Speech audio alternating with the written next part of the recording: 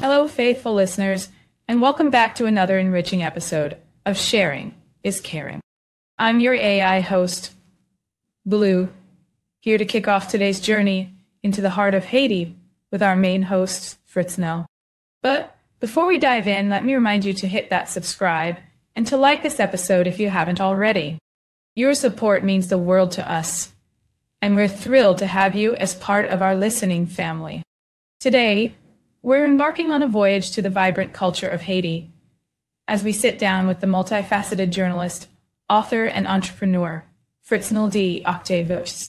From the rich history of Haiti's fight for independence to the mouth-watering descriptions of traditional Haitian cuisine, this episode is a treasure trove of insights and inspiration.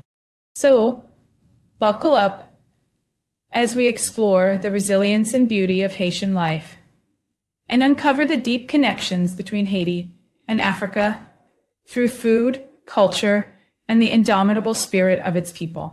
You won't want to miss a minute of this enlightening conversation. And to our loyal listeners, a heartfelt thank you for joining us on this journey, episode after episode. Your dedication to our show keeps us motivated to bring you the most compelling stories out there. Now, let's get started with Sharing is Caring, where every story is a world to discover. Fritznel, how are you? Hey, great, Jonathan. How are you? Very good. Thank you so much for joining our podcast today. Yes, it's a pleasure to be with you. Thank you so much. So how about you introduce yourself to our listeners so they get to know you and what you do? My name is Fritznel Octave. I was born and raised in Haiti. I am a journalist by trade. I've been working in Haiti, reporting and so on social events and the real life in Haiti with what impact ordinary people from agriculture, from infrastructure, to social issues and environmental issues, women issues, health, children situations, malnutritions, and every aspect of life that really affect ordinary people. That's been going on for decades. Today I'm based in the United States and in Florida, but I still stay connected to the stories in Haiti. Don't get me wrong. Is Little Haiti in Miami? Little Haiti is in Miami. Ironically, it's a part of the Haitian community in Florida and in Miami. It's very heavily populated with Haitians. It's only about an hour away from Haiti. That's why they call it Little Haiti. Oh, nice. So that's close to you as well. Yes. Little Haiti is a part of the Haitian community in South Florida, and that little community in Miami, heavily populated with Haitian migrants. So it's just about an hour and a half, 45 minutes, give and take, on a plane to Haiti. So that's why usually they see it as part of Haiti. Okay, nice. And what is it that you do for a living? I know the answer, but for our listeners. Yes. So basically, I'm a journalist by trade. So that's what I've been doing for a decade. A few years ago, I kind of shifting away to business. So I have my background is communication and business. So I have a business degree as well as a journalist. So I recently I've been involved in entrepreneurship. So where I own an insurance company. Whoa, nice. So you have so many trades. I thought you were a writer and journalist. Yes, it basically a journalist. I'm an author, so I publish several books. Recently, I published a book on Haiti. Um, it's basically Haiti between pestilence and hope. The title. It's based on history, social history, political, economics. But in light of what's going on in the country today, also I do speaking engagements. I do life coaching.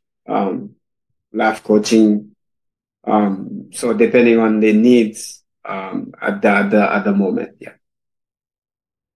Okay, that's super nice. Well, personally, I have no knowledge of the food of Haiti or the agriculture in Haiti, and that's why I was super keen to have you on the show. And thank you so much for joining us. Yeah, my pleasure to be with you on the show. Talk about it. So you probably, because you're involved in so many aspects of so many things, you probably know Haiti, yeah, from an historical point of view, inside out.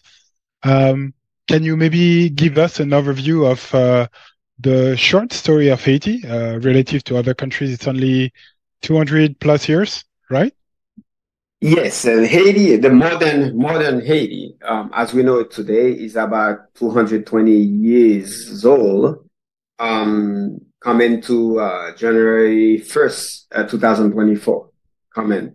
So in about 2 months, Haiti will be 220 years old, as we know it today. But prior to 1st of January 1804, Haiti was a colony, a French colony, basically. Actually, it's an island, in the heart of the Caribbean. So that island was populated before the colonial period. Colonial period started in the 1500. Before 1500, the island called the island of Haiti, which means island of high mountain. So in the Taino language, the indigenous people language, who were inhabited the area. So they were basically well organized, but not at the level of the European in terms of the military organizations. So once the European in the 1500, in like 1992 precisely, invaded the island. So they forced the indigenous people to reduce themselves into hard labor, like forced labor, slavery. So they resisted. At times, they even, committed suicide. They didn't want to work as slave for the Europeans, and minings and exploiting agricultural crops and so on. So at some point, so the European decided to go to the continent of Africa, so Western Africa, Northern Africa, and everywhere in Africa to pick people, and then through what we history call transatlantic trades, slave trades, to bring these people to the island, and then eventually make them slaves.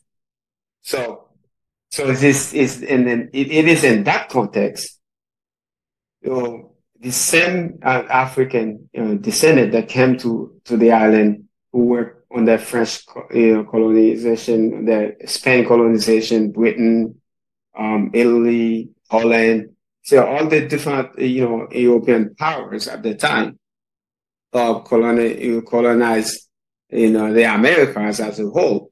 So this African slave would fight, and then so they, with that resistance, with that rebellion, They defeated the Napoleon army. They defeated the Spanish army. They defeated the British army.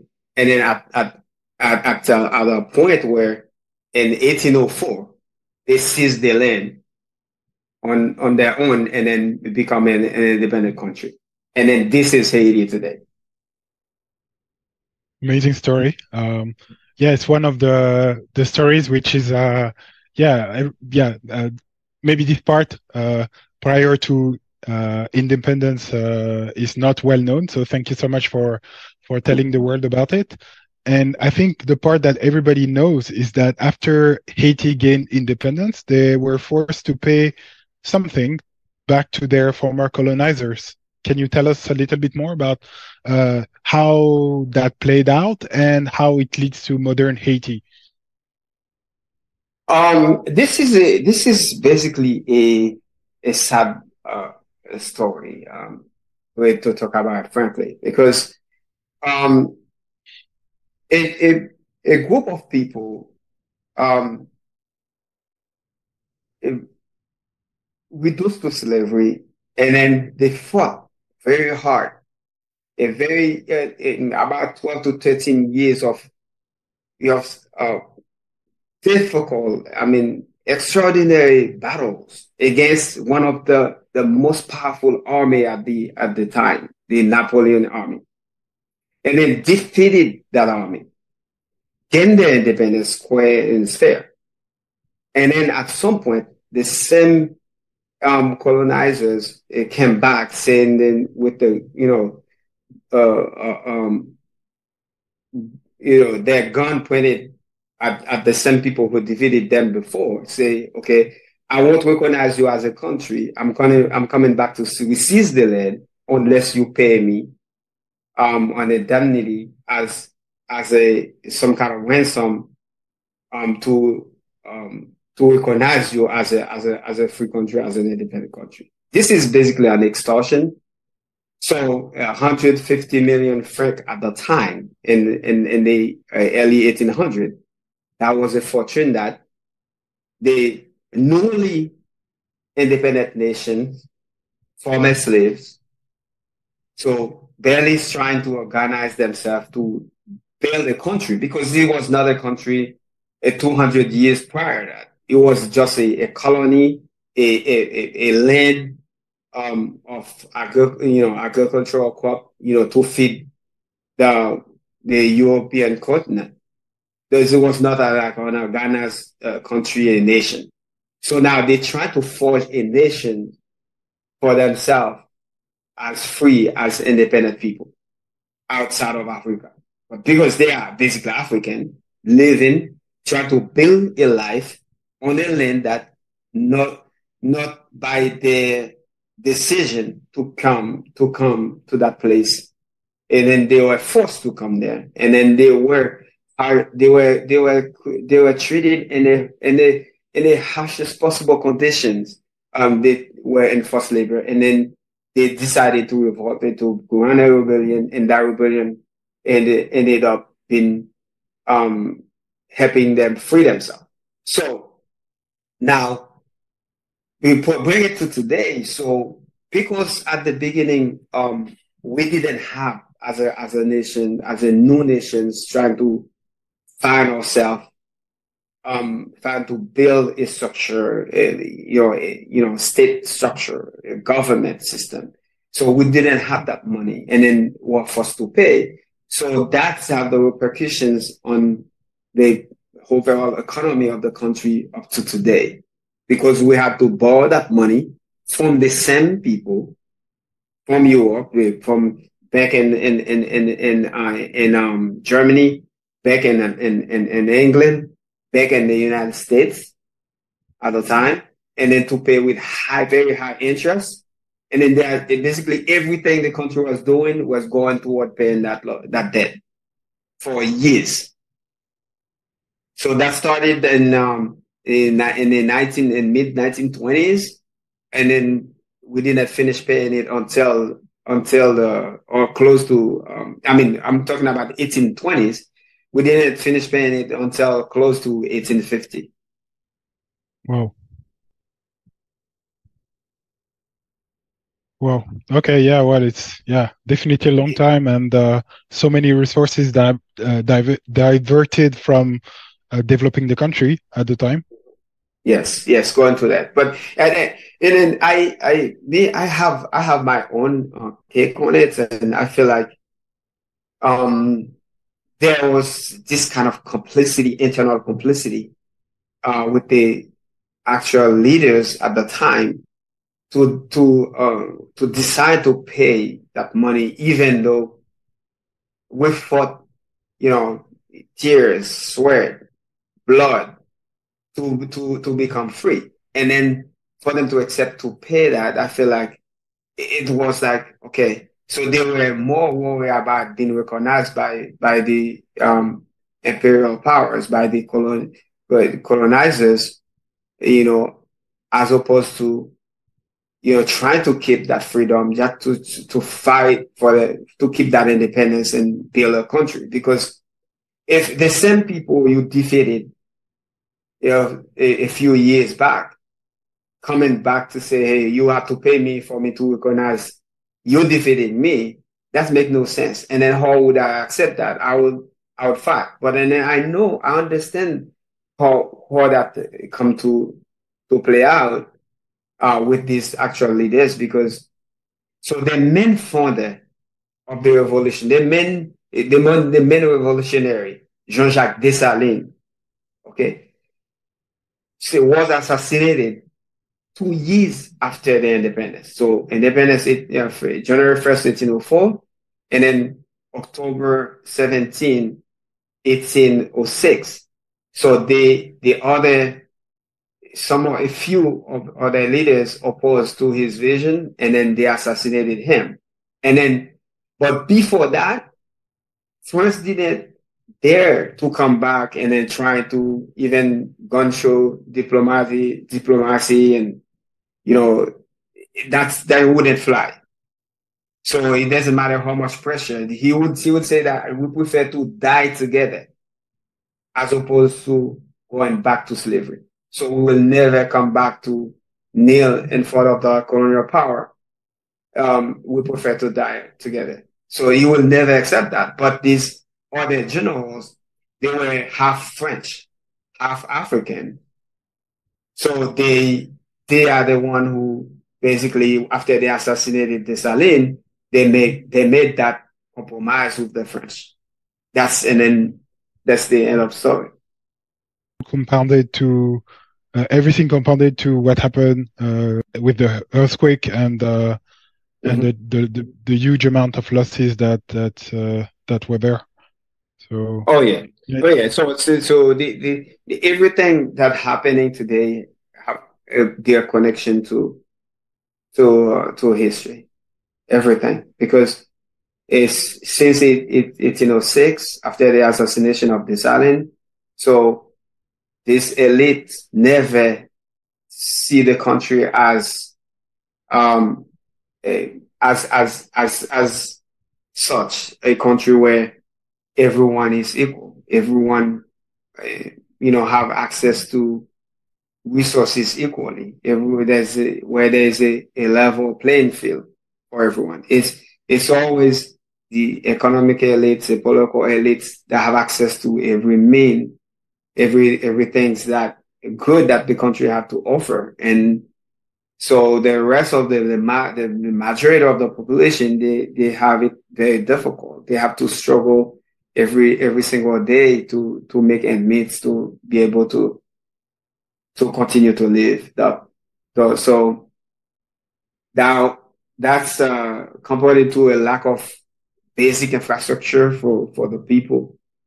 So anytime there's a natural disaster, so they are very vulnerable. Because of the lack of infrastructure that could support any tragedy like hurricane, earthquake. We're in the Caribbean, close to our North Atlantic Ocean, so we have a lot of hurricane during the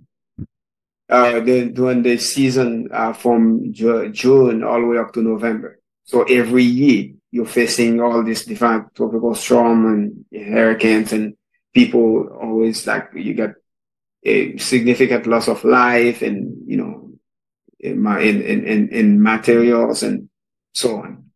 The agriculture always suffer during that time because there's no preparation. Every year we're talking about the same thing. People victimized this year, and then you think that this would be proper measure to mitigate that and prevention for next years, and next year situation is worse because we didn't even have time to even recover from the last one. Sure. It's tragic to hear. Let's talk about a more positive side of the Haitian life. Food, and I guess, like everywhere, food is important. What is food like in Haiti, and what is endemic flora from Haiti? What is typical plants? What are typical plants and vegetables maybe from Haiti? Can you tell us a little bit more about that? Yes, basically, I mean, Haiti has a lot of different variety of flowers and plants and then fruits, vegetables that probably in some major part of the world they don't have that luxury. So, well, we have the privilege of being in the close to the Atlantic Ocean on the northern part, and where it's very tropical. So we have, in terms of agriculture, so of course we have the lack of support, like a systematic government that will, have a framework to support the farmers, but despite that, the land is so fertile and so prone to agriculture. So with the rainforest, with some rivers, people do the makeshift kind of canals and divert the water to irrigate the land a little bit, where it's easy to do. So especially in the plain areas. So that's when we grow a lot of different things. We do plantain, we do for rice, we do sorghum, we do corns, we do a lot of beans, so a lot of vegetables as well. So we get fruits like mangoes, avocados, and all different types, and we have papayas. We grow pineapples and a lot of different varieties. Sounds so delicious, and I guess I should know that, but I'm unable to name any typical Haitian dish. What is Haiti national dish, for instance? Okay. So there's one dish. So I would like to talk about. This is we have several dishes you will consider as national dish because of their popularity. But there's one particular one. This is very significant because it's attached to us as people. We have so much attachment to it because of the role that play into our history, and then it's become like a symbol of freedom, which is a Haitian pumpkin soup. The pumpkin soup, some people will call it squash soup. It's very significant because during slavery, it was very rare. And, that kind of soup was special during the slavery time, and then Haitian slaves were not allowed to enjoy this soup, and then they would only see their master. That soup is prepared for the slave masters. So once the country became independent in 1804, So the first thing they did as a national celebration, they make that soup. And then from this on, that soup be symbolized freedom. It's become like, okay, so now we have a freedom for real. Because if we can enjoy that soup, we so many decades we've been seeing the masters enjoying, and then we couldn't. So that means we're free for real. That's Nice. It sounds so delicious. Now I really want to try it. I guess you I have a know. lot of. I know it's very filling. It will fill you up for the whole day because it contains so many different things. It's not just the pumpkin. If you look at the recipe, you have meats, all kind of meat. It could be beef, it could be pork, it could be chicken, it could be any kind of meat. And then you could put macaroni on it. Macaroni is or spaghetti noodles. So some people prefer it with macaroni, some people prefer it with spaghetti noodles. You could put yam on it. You put even plantain. They put on it. They put butter. They put all different kind of ingredients, and then make it really filling.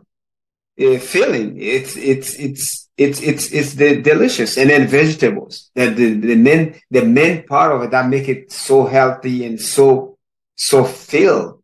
It's with the when you mix it with all kind of vegetables like cabbage, tomatoes. You could put carrot on it. You can chop onions and spread over it. So it's really delicious.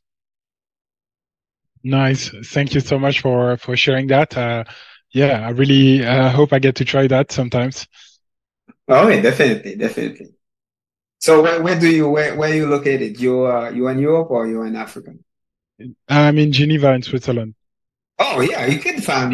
I'm sure you find a Haitian restaurant in Switzerland. So where you can try this. Okay, sounds Ask good. them. You can ask for soup jumu.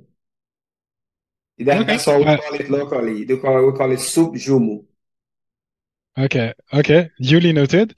Yeah. We recently had on the show a Senegalese chef based in New Mhm. York, and he told us about the fact that Beninese food from Mhm. Benin Republic in Africa Mhm. Mhm. uh, was so well conserved that if you go to New Orleans, for example, it would be done in exactly the same way as it is done in Benin Republic in Africa. Do you have such transfers or dishes which are done the same way in Haiti as it is done in Africa? I think so. I think Haiti. So the Haitian people, the typical Haitian people, what we call today true Haitian, are so connected to Africa. We probably in the Caribbean. So you have we are not the only black nation in the Caribbean. You have Jamaica, you have Trinidad, you have all these different other Caribbean island insulated into the Atlantic Ocean that populated have majoritarily from African descendant. But we Haitians, I truly believe that we are more connected to Africa than any other group.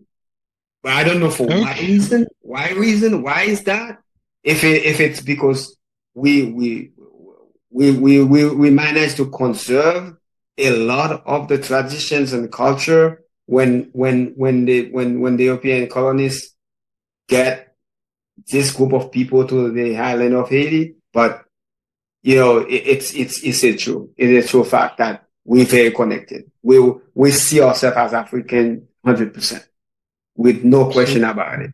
So a lot of things. So the foods, I think, one of the dish we have we call it chaka in Haiti, but then in places like in Western Africa, they probably call it fufu maybe. Okay. So it's it's the same thing. I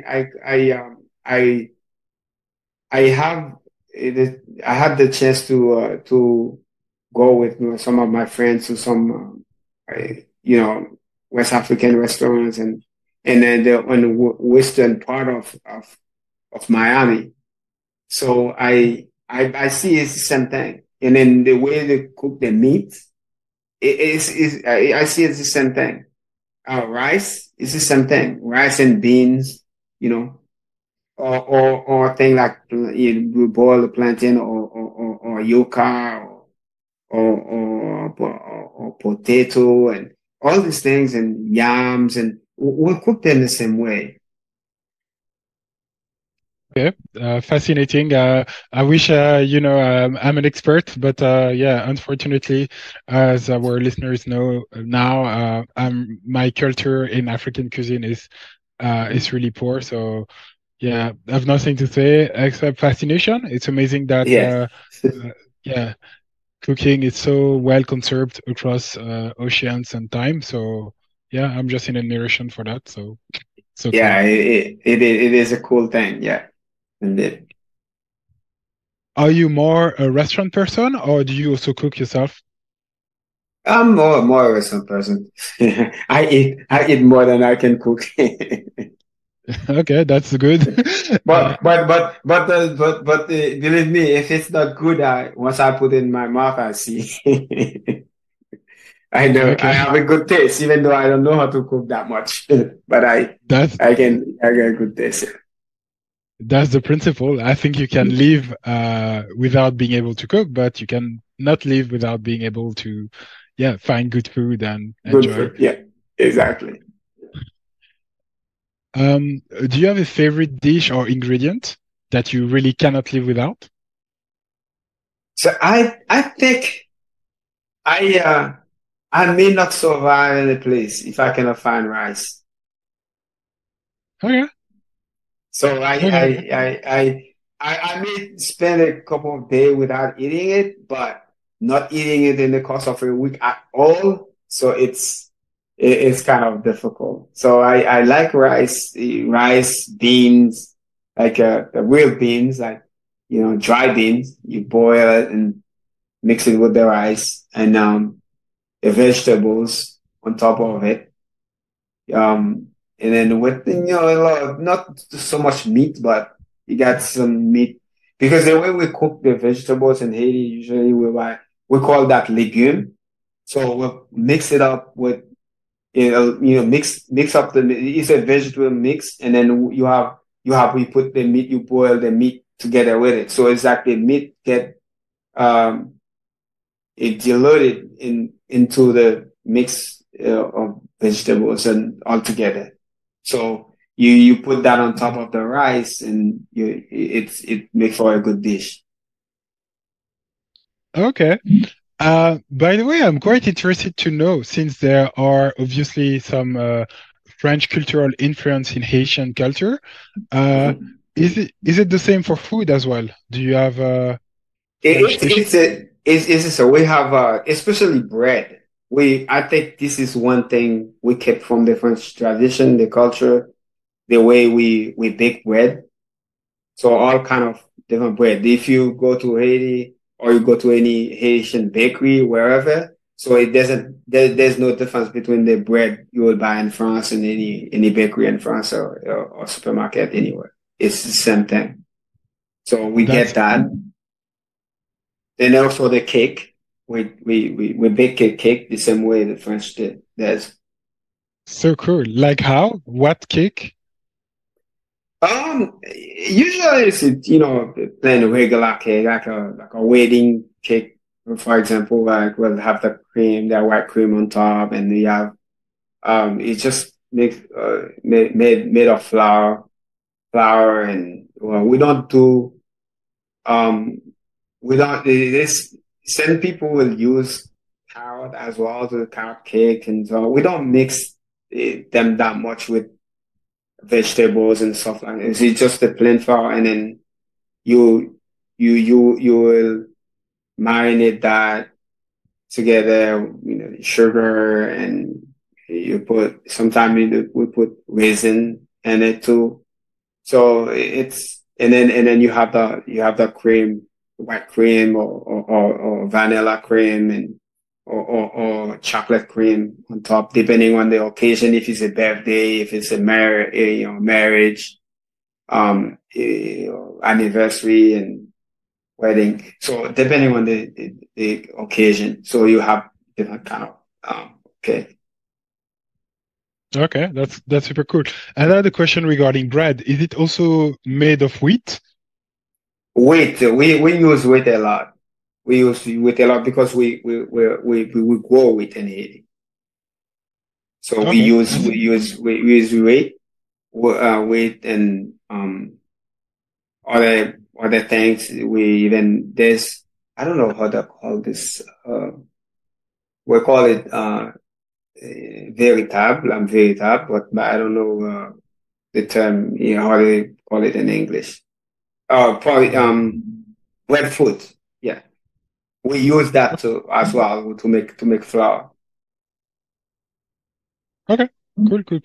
Good stuff. So thank you so much for enlightening us with all these dishes and tradition and culinary things. So yeah, it's amazing. Thank you so much.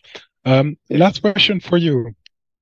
From the top of your extremely rich experience, what advice would you give to our listeners? What I will tell the listeners is it's basically you're open to other cultures. So they will become a better place when everyone trying to understand other culture and put yourself in somebody else's shoes, even though you do it from an outsider point of view, because that's how we live in better harmony, and then the world, as I said, become a better place. Otherwise, we have conflicts. So those sometimes you see a lot of things that provokes a conflict where many innocent lose their lives through that conflicts, and then you shake your head and say that, oh, silly. So the different culture doesn't mean because we're different in the way we do things doesn't mean that we lesser or more of a human. So it's all the same. It's just a question of habit, traditions, you know, where you come from, your context of living, and that's what makes the difference. But then other than that, we all the same. So agree. Thank you so much for those words, and hope they resonate with a lot of us. So thank you so much. Where can people find about what you do, your books, and Yeah, I have a website on my name, and my website is fritzneloctave.com. So anyone who is interested in learning more about myself, what I do, and then see some of my contribution to society and so on. So you can go to that, navigate to my website and find my books. My recently published book is available everywhere on Amazon's and Google Book, Apple Book, and the Bounds, all the different online bookstore retailers. So wherever you are in the world, you can just find all your online retailers, and when you tap in the title Haiti Between Pestilence and Hope, or you tap in my name, so it will come up and you get access to it. And if you really interested in knowing more about Haiti in a better way, in a positive way, so this book is worth reading. amazing. That's so cool, and look forward to get hold of it. Yeah, I appreciate it. It's my pleasure to be with you on the show. So, yeah, thank you for the invitation. Thank you so much, Fritznel Octave, calling from Florida. Thank you so much for your time today. Thanks for joining the show. Yeah, thank you. Bye. Bye-bye. And now, as we wrap up another captivating episode of Sharing is Caring, I, Blue, your friendly AI host, am here to gently guide you back from the rich cultural tapestry of Haiti that Fritznel Octave has so vividly painted for us today. We've journeyed together through the trials and triumphs of Haiti's history, felt the resilience of its people, and savored the flavors of its cuisine. From the symbolic significance of the Haitian pumpkin soup to the shared culinary heritage with Africa. This episode has been a feast for the soul. Fritznel's insights remind us that the spirit of a nation is unbreakable, and its culture is a beacon of hope and unity.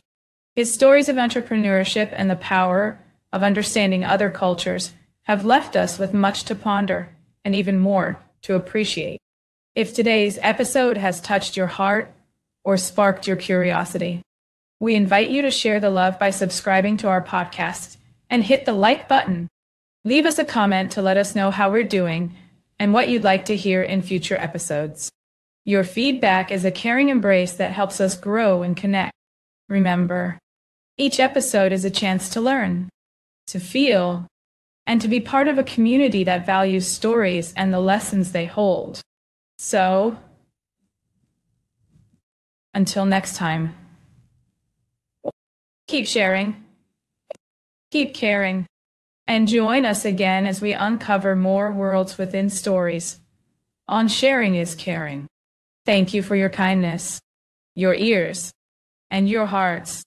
Goodbye for now. And may the stories we share today inspire you to find joy in the simple things and strength in your roots, wherever they may be.